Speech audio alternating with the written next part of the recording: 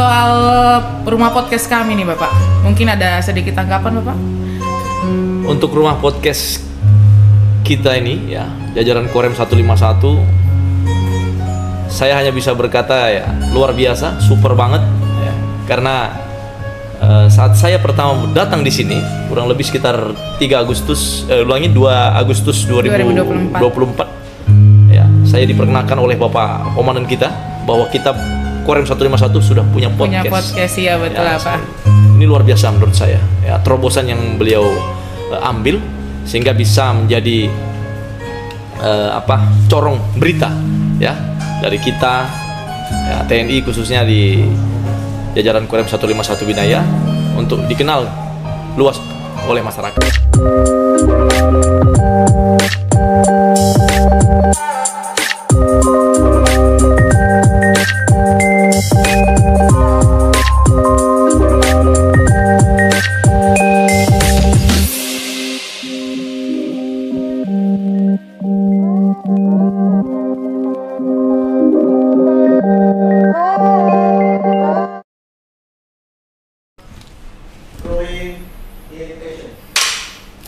Halo sahabat dan followers podcast 151 Binaya dimanapun berada, apa kabar semuanya?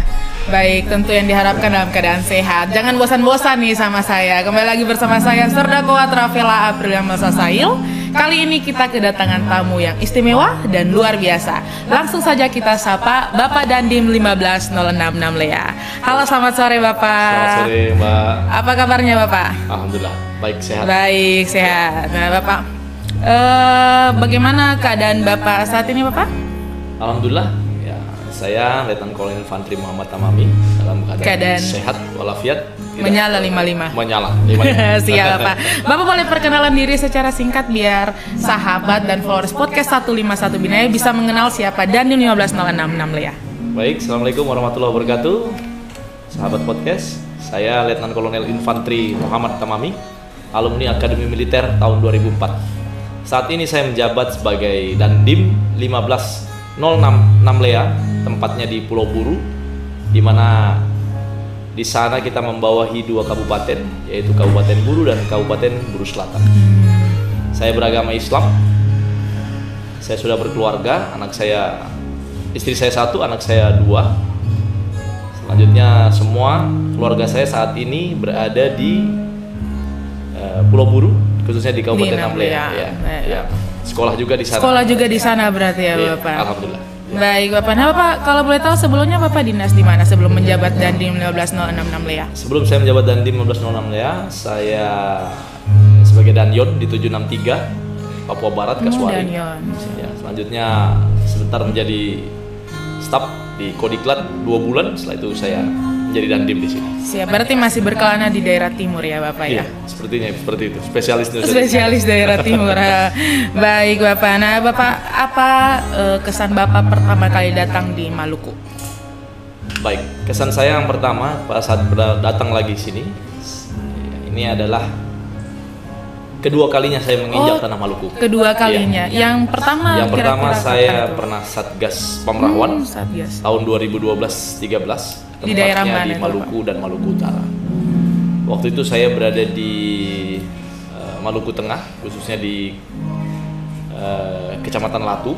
Ya, sekarang mungkin masuk di Kabupaten SBB mungkin ya. Dulu belum ada Kabupaten SBB di zaman kami. Kami dinas Satgas di sana, Pamrawan, selama kurang lebih 15 bulan. 1 tahun 3 bulan ya Bapak. 3 bulan. Kebetulan di SBB itu kurang lebih ya di Maluku, di Latu dan di Kairatu kita sekitar 8 bulan. Terus sisanya kami di Ternate. Ya, pindah ke Ternate karena sebagai danki pada saat itu ada lukiran dari batalion. Danyon melukir, kita ke Ternate. Dari danki di Ternate. Kalau di Ternate itu di daerah mana tuh Bapak? Ternate-nya di Ternate Kota. Oh, di Ternate Kota. Karena pos Satgasnya berada di samping Makorem 152 Babula. Baik Bapak, tapi kalau di Namlea berarti baru pertama kali. Baru pertama kali. Ya. Nah, bagaimana Bapak kesan pertama sampai ke Namlea tuh di Pulau Buru itu Bapak? Ya. Kesan pertamanya di Namlea, yang pertama ya, jarak dari Pulau Ambon ke Namlea ternyata cukup jauh. Iya betul Bapak. Kalau naik pesawat memang hanya sekitar 1 jam saja, tetapi naik kapal laut menyeberang pulau 1 malam ya, itu Bapak? 1 malam, kurang lebih 8 jam kita menggunakan Iya, kapal betul, Bapak. cepat. Sampai di sana ternyata pemandangannya luar biasa, sangat Bagus, indah. Ya, seperti kalau kita bilang surga yang tersembunyi mungkin ya. Ada di sana. Namlea. Ada di Namlea. Sampai di sana pesisirnya ataupun garis pantainya cukup panjang. Iya betul Bapak. Kemudian di sana juga masyarakatnya majemuk. Ya, kurang lebih 1 minggu awal pertama di sana kami gunakan untuk orientasi lingkungan sekitar, ke Pemda maupun ke instansi pusat lainnya seperti Polri, Polres ya. Ada pengadilan, kejaksaan di sana.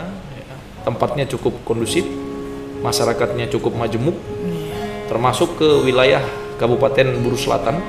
Di sana ada 1 kabupaten lagi, juga masyarakatnya majemuk, ya, campuran. Cukup banyak masyarakat pendatang yang Pendatangnya ada di banyak wilayah ya, sana. Pak? Iya. Nah baik Bapak, kira-kira kalau destinasi atau tempat-tempat wisata yang terkenal dari Namlea sendiri itu apa Pak kira-kira? Kalau di Namlea sendiri ya, menurut saya pribadi semua bisa jadi tempat wisata. Ya, di sana ada namanya Pantai Baikolet, khusus di Namlea. Jadi pantainya ini tidak dalam, dangkal saja. Jadi bisa kelihatan itu isi Isi di dalamnya. di dalamnya. Ada ikan-ikan, ada batu karang, ada ya binatang-binatang laut seperti bintang laut dan lain sebagainya. Dan di sana juga di Pantai Jiku Merasa di Iya itu. Baikolet kalau itu nggak ya, di Baikolet sebelahnya Pantai Jiku Merasa. salah. Oh dekat berarti Ya, ya Pak? sebelahnya kita bisa melihat ikan lumba-lumba. Oh Ya. ada di situ Bapak? Ada di sana. Jadi kurang lebih waktunya antara jam 16 sampai jam 17 di sore hari. Sore. Ya, kita bisa melihat dari pinggir pantai menggunakan teropong ataupun kita merapat sedikit dengan menggunakan kapal milik masyarakat. Tidak jauh jaraknya, hanya sekitar mungkin 500 sampai 1 kilometer saja dari bibir pantai. Kita sudah bisa melihat. Baik, luar biasa sekali berarti di Namlea nih Bapak. Sangat mengagumkan. Iya Bapak. Berarti kalau keseharian Bapak selain dinas, selain bertugas, apa keseharian Bapak di Namlea Bapak? Bersama mungkin sama istri dan anak-anak mungkin? Ya, yang pasti selain urusan dinas kita bekerja mengisi waktu yang lain seperti contohnya berolahraga. Khusus di Kabupaten Buru yaitu di Namlea, ya jalan aspalnya bagus-bagus, mulus. Jalannya semua bagus-bagus Ya, jadi kita bisa menggunakan ataupun mengisi waktu untuk berolahraga seperti jogging, jalan ataupun kita naik sepeda. Gitu. Jadi di sana bisa kita gunakan. Karena banyak juga komunitas-komunitas sepeda. Oh banyak di sana ya Bapak? Yang mungkin memang belum terkoordinir ya, tapi bisa kita gunakan. Berarti aktif juga ya Cukup aktif. di Namlea sana. Ya. Kalau sore hari di seputaran lapangan di kantor bupati itu banyak masyarakat di sana yang khususnya generasi muda Iya. yang melaksanakan pembinaan fisik seperti jogging, Iya betul. berjalan kaki. Jadi memanfaatkan waktunya untuk berolahraga. Wah, Gitu. baik, luar biasa sekali. Berarti nggak sia-sia Bapak dapat di Alhamdulillah. Namlea. Nah Bapak, saya mau nanyain tugas pokok dan fungsi Kodim di Namlea Bapak. Mungkin Bapak bisa jelaskan sedikit? Ya. Tugas pokok Kodim seperti halnya kita merujuk kepada tugas pokok Korem, di mana kita adalah melaksanakan pembinaan teritorial, satuan terdepan. Ya, dalam hal ini Kodim 1506 Namlea mendukung tugas Korem dan Korem 151 dan Korem 151 Binaya dan Kodam 815 Patimura. Kita melaksanakan pembinaan teritorial ya kepada seluruh lapisan masyarakat stakeholder yang ada di sana. Baik itu tokoh masyarakat, tokoh adat, tokoh masyarakat yang lain, termasuk instansi terkait yang terhubung dengan instansi pusat. Tentu kita harus koordinasi melekat dengan pemerintah daerah setempat. Ya, pembinaan teritorial yang kita laksanakan cukup banyak sesuai dengan perintah Bapak Kasat, mulai dari ketahanan pangan, ya, menjaga hubungan silaturahmi dengan tokoh masyarakat tadi. Ya, kita juga melaksanakan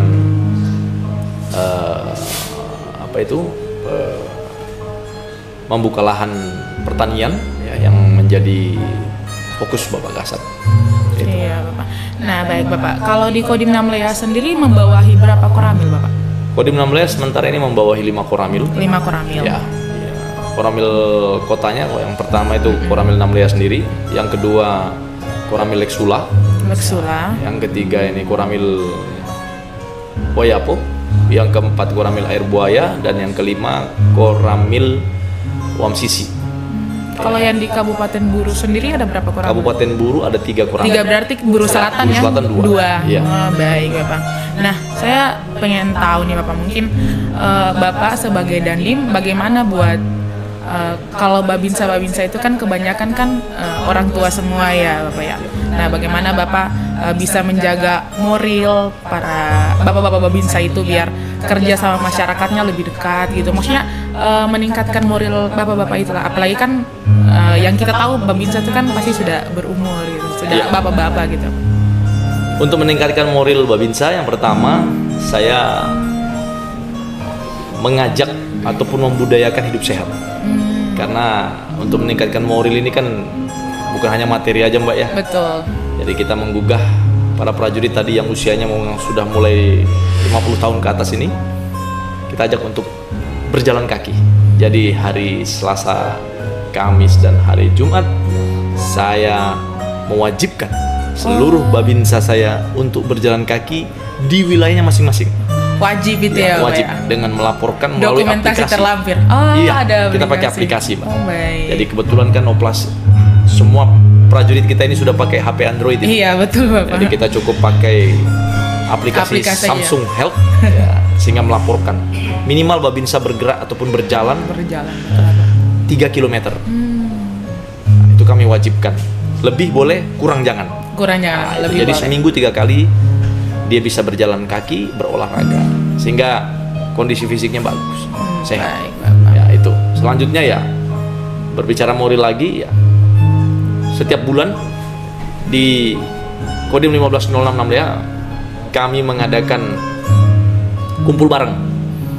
Jadi di jam dinas apa gimana Bapak? Di luar jam dinas, jadi hari Sabtu dinas. maksudnya. Ya, Sabtu atau malam mingguan ya, berarti ya Pak? Tidak juga, hari Sabtu siang. Oh, siang. Jadi kita kumpul-kumpul sambil ya bakar-bakar ikan, makan-makan ya di Makodim. Kami gilir ya. Ini baru bulan ketiga saya menjabat, jadi baru 2 koramil yang kita gilir, sehingga nanti menyusul. Jadi setiap bulannya berganti, sehingga ya ada kepedulian kami sebagai Dandim kepada prajurit bawahan. Itu kami khususkan kepada koramil yang ada di Namlea. Tapi koramil yang ada di Kabupaten Buru Selatan, saya yang merapat ke sana. Ya, sehingga bisa kita lebih fokus dengan prajurit yang ada di sana. Iya, betul. Baik, Bapak. Bapak izin, saya mau nanya lagi. Nah, soal rumah podcast kami nih Bapak, mungkin ada sedikit tanggapan Bapak?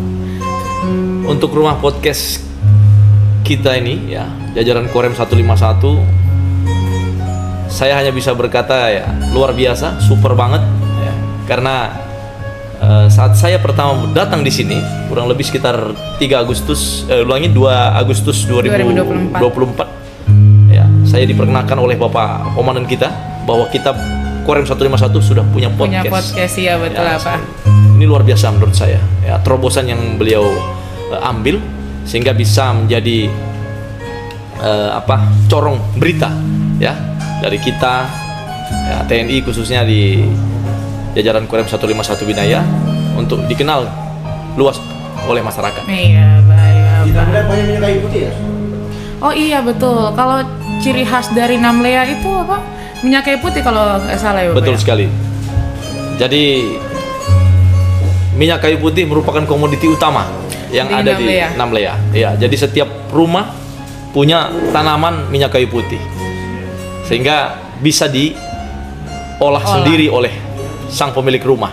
Kalau prosesnya Bapak pernah nggak lihat ini proses pembuatan minyak kayu putih itu sendiri? Ya, saya pernah lihat. Ya tentu yang diolah di level besar ya, oleh pengusaha yang punya modal. Nah, itu diolah sedemikian rupa dengan alat yang cukup canggih ya di sana. Jadi daun ataupun kulit-kulit dari tumbuhan tanaman minyak kayu putih itu ya dijadikan satu di satu tempat, di tong itu ya, tong namanya, itu untuk disuling Ya, ada proses destilasi di dalam ya. Nguap Kurang gitu lebih sekitar ya beberapa jam gitu. Jadi kalau satu pohon itu setinggi 2 atau 3 meter misalkan, itu mungkin setelah disuling atau didestilasi tadi itu hanya jadinya kurang lebih sekitar setengah liter saja. Ya, jadi sedikit hasilnya. Ya, Bapak, ya. Nah, itu berpengaruh juga dari kualitas daunnya, kualitas kulit dari pohonnya itu. Seperti itu. Jadi banyak faktornya ya. Iya, betul Pak. Tapi memang kalau di Namlea sih banyak yang nanyanya minyak kayu putih, kalau enggak Pantai Jiku Merasa. Iya. Betul, Iya, baik Bapak. Nah, Bapak, mungkin ada closing statement dari Bapak? Dari kami selaku Komandan Kodim 1506 Namlea, kita sebagai umat manusia tentunya jangan bosan-bosannya untuk bersyukur kepada Allah Subhanahu wa taala, Tuhan yang Maha Kuasa. Karena sampai detik ini kita masih diberikan kesehatan, keselamatan, sehingga apapun yang kita cita-citakan dapat terlaksana dengan baik. Selanjutnya ya, khusus untuk kami dan jajaran di 1506 Namlea, kami berharap juga mungkin ya, tetap bisa melaksanakan tugas pokok dengan baik, tetap diliputi kesehatan keselamatan oleh Tuhan, sehingga apapun ya, terutama dalam rangka saat ini kita menghadapi Pilkada serentak 2024, kita siap melaksanakan tugas mengawal demokrasi di negara kita ini. Sudah, Itu dia. Ya. Mungkin ada pesan juga buat masyarakat Kepulauan Buru dan Kepulauan Buru Selatan, Bapak? Ya. Kami berpesan kepada rekan-rekan ataupun teman-teman kita di masyarakat sana, ya, dalam rangka Pilkada ini, mari kita jaga kondisivitas wilayah. Karena bagaimanapun ya, tolak ukur keberhasilan Pilkada adalah kondisivitas wilayah ya. Kami sebagai TNI 1000% menjamin kita akan tetap netral ya, mengawal para kontestan yang akan bertanding dalam Pilkada, di mana di Namlea itu ada 4 pasangan calon, di Buru Selatan di Namrole ada 3 pasangan calon. Jadi kita siap mengawal mereka ya, dengan segenap daya dan upaya yang kita miliki, bekerja sama dengan rekan-rekan dari kepolisian setempat. Baik, sahabat dan followers podcast 151 Binaya dan para audiens di ruang podcast 151 Binaya ini, saya minta tepuk tangan dulu dong buat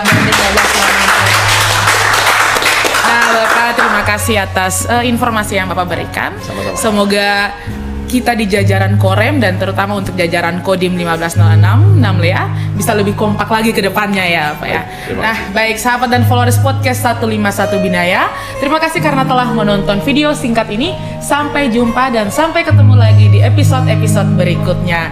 Baik, saya Terdakwa Travela Aprilia Melsasail dan narasumber kita, saya Letnan Kolonel Infantri Muhammad Tamami, pamit undur diri. Salam kompak dari kami.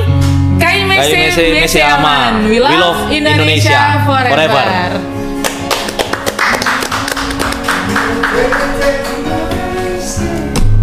Oke. Bapak izin, terima kasih. Siap.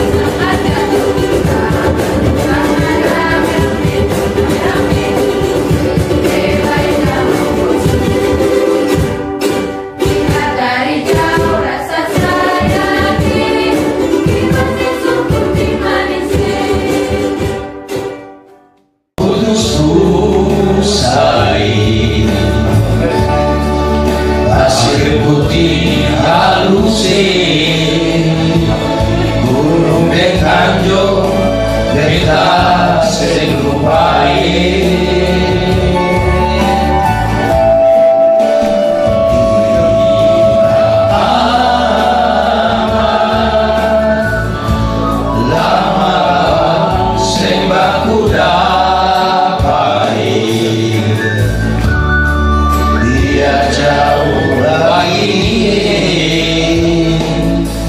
Tapi dekat